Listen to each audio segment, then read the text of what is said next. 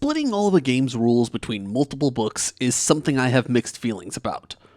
But honestly, there's not much interesting to say about that topic other than I don't like needing a lot of books, nor really big books. They had the right idea with Sword World 2.0. It literally fits in the palm of your hand, though it's very boring to read because there's no pretty pictures. But RPGs from Japan that I hold in an inordinately high regard is not what we're here to talk about. This is the third part of my now inaccurately described duology on GURPS, where we'll be going over the GURPS 4th edition Campaigns book.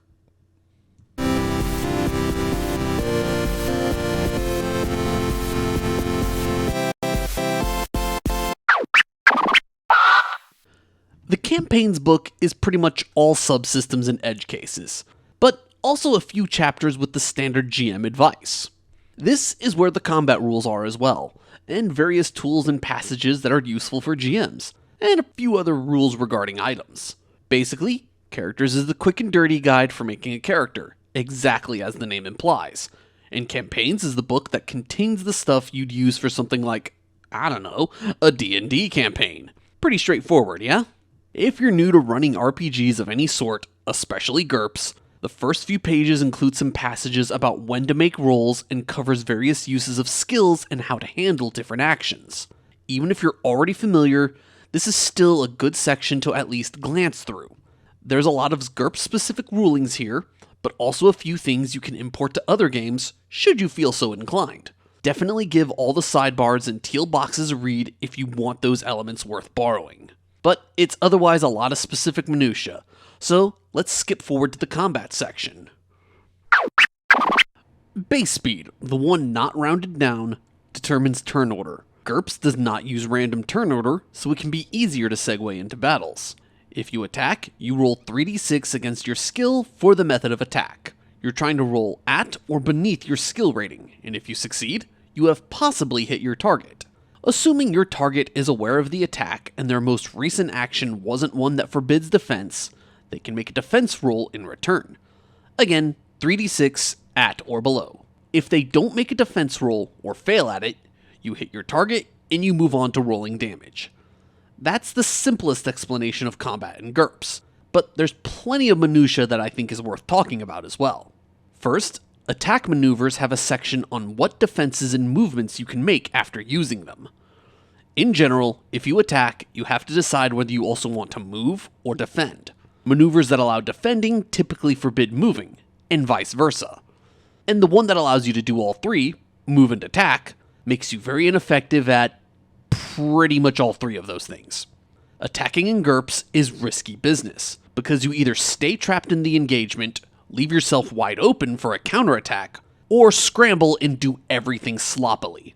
There's also various options for giving yourself bonuses and enemies penalties, such as aimed if you're using a ranged weapon, or evaluate for melee, both of which give bonuses, or feint, a melee maneuver that penalizes an enemy's defense.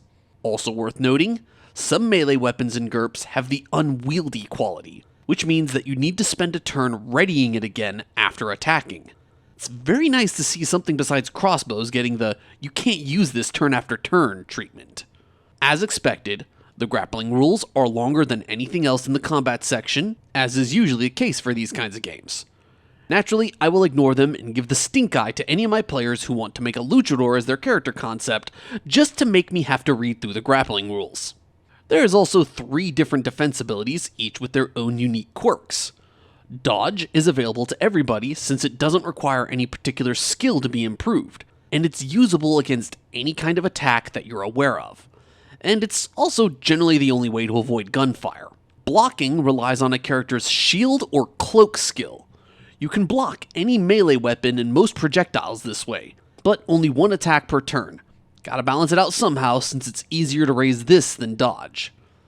Block is equal to either 3 plus half your shield or cloak skill, rounded down. It's worth considering since shields and cloaks also grant a bonus to all defense maneuvers. As a side note, the cloak skill refers to using a cloth cape.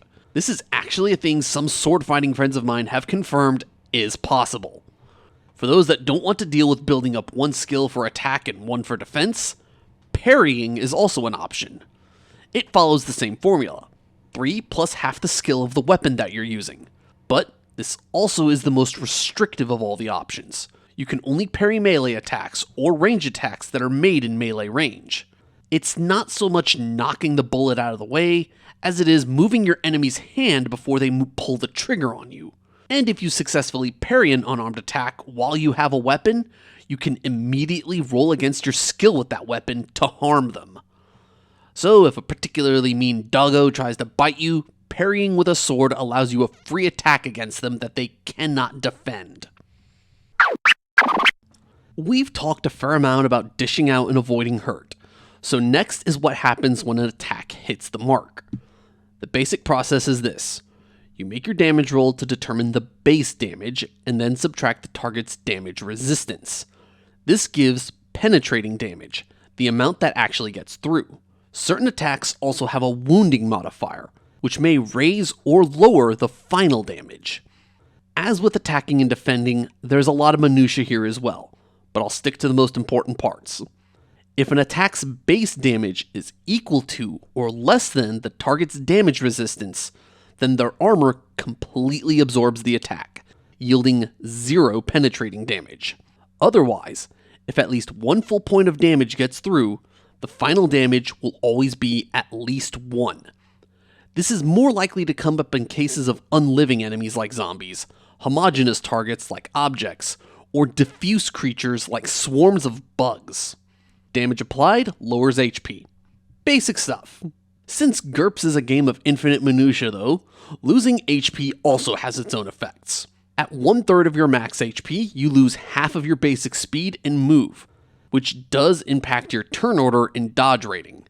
At 0 HP, you're not necessarily dead, but you have to make a health roll every turn to avoid passing out, or shutting down if you're a machine. Death doesn't become a possibility until you hit negative whatever your max HP is. At 12 HP, you need to be at -12 before you risk death. Every multiple thereafter calls for another roll to avoid dying. The exception is at -5 times your max HP. You just flat out die at that point. So, our 12 HP hero from earlier can possibly, but very improbably, live until they hit -60 HP. I've already spent a lot of time about making things dead in GURPS, so I'm going to breeze through these next parts.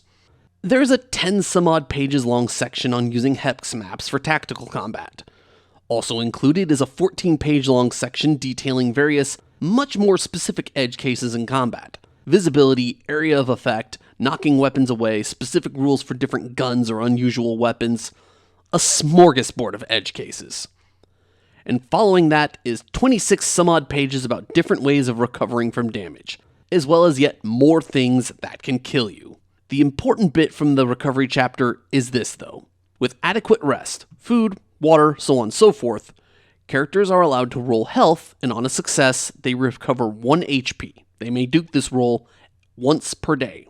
Using the first aid skill to bandage a wound also recovers 1 HP. But this does not mean that you can keep applying bandages until you reach your max HP. GURPS is not an anime where bandages can cure everything. Unless the GM, of course, says so. The natural healing process can be sped up if somebody has a competent physician looking after them. The patient gets a +1 to health roll for recovery just for having a physician looking after them. And the physician can also roll every so often to aid their recovery, granting an additional 1 HP on a successful roll. The last thing worth noting from this chapter is that running out of fatigue points, such as from using magic, also has some negative effects. And these are very similar to running out of HP. At 1/3 of your fatigue, you have your move and your dodge and your strength. At 0 fatigue, anytime you lose fatigue, you also lose that much HP, and any further action requires a willpower roll first.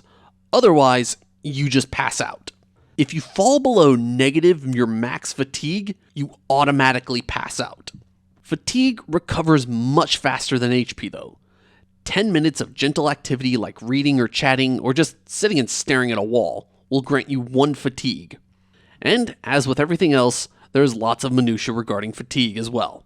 I'll say this until I'm blue in the face though. GURPS is a game that's all about options. You don't need to use and commit every combat rule to memory. If you want to keep it simple, you can end damage calculations at penetrating damage, or skip rules like unwieldy weapons needing to be readied between attacks. You can also only allow dodge as a defense maneuver. You can also stop tallying damage and fatigue loss once it hits 0, and just leave it at the character being knocked unconscious.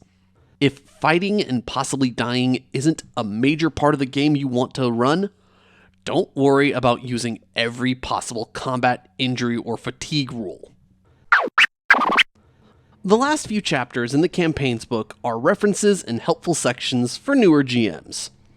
The Making Templates section is a must-read for anybody using GURPS to craft certain kind of games. Templates are shortcuts for making specific kinds of characters in GURPS. The important thing from this chapter is that templates aren't meant to be all-encompassing, nor are they completely defining. A character with a warrior template should have the things that make a warrior effective, while at the same time still allow the player some room to make themselves unique. Unique such as favoring blocking instead of parrying or dodging, or perhaps even being more of a big musclehead than other warriors. Additionally, just because they have the warrior template does not necessarily mean that everyone will call them warrior. The warrior template should just be a shorthand for somebody that is effective at fighting. The animal and monster section is a bestiary, and it's filled with all kinds of critters. Not much else to say other than it's a good starting point for making other critters by customizing something similar to what you want. Never underestimate the utility of pre-written stat blocks. The technology and vehicles section is another chapter dedicated to more edge cases, but it's still a very useful chapter nonetheless. Vehicles in GURPS use similar stats to humanoid characters, but with some obvious exceptions. There's a long list of letter codes that you'll be referring to determine the various traits of a vehicle, such as if it's got wings, wheels, what kind of propulsion system it uses, so on and so forth, as well as write-ups for various edge cases for things that can be done with vehicles and things that can go wrong with them. Definitely read through this chapter if you think high fantasy isn't interesting unless there's also motorcycle jousting. This chapter also has a section on building and modifying various machines and gadgets, be they technological or magical or mundane or alien. Additionally, there's also rules concerning things that can go wrong with machines and equipment, as well as how to fix them. The last few chapters of the GURPS campaign books are not what I'd classify as required reading. Game mastering is helpful to read if you're new to running RPGs, or perhaps if you've only ever played D&D. Game Worlds is a reference chapter with some considerations for, well, world building, different settings and the like. Very useful if you need ideas. Infinite Worlds is a GURPS original setting that combines everything possible. Everything. Setting information is usually something I ignore in just about any game, and GURPS will be no exception. At the very end, an appendix filled with my favorite things that I always hope to find in any RPG. Tables and summaries and worksheets. It's not lost on me. GURPS is a lot to go through.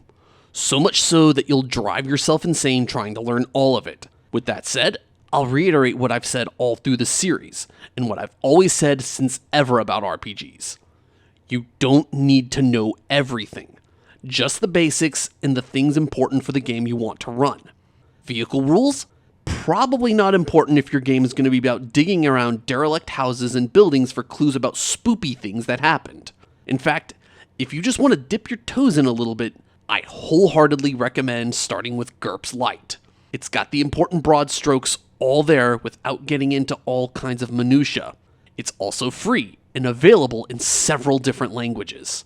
And if you like what you see in GURPS Lite, you can always pick up the full version later. Plus, if you're already invested in the full version of GURPS, splat books for a game like this are a godsend, and I have it on good authority that GURPS has some great splat books. So much so that the Secret Service even raided Steve Jackson Games' headquarters once over their research for a cyberpunk book.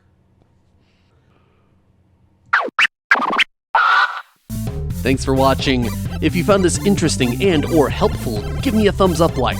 And if you want to see other complex games get broken down into manageable pieces, consider subscribing as well. As always, read your rulebook for yourself. Guides on the internet may overlook things.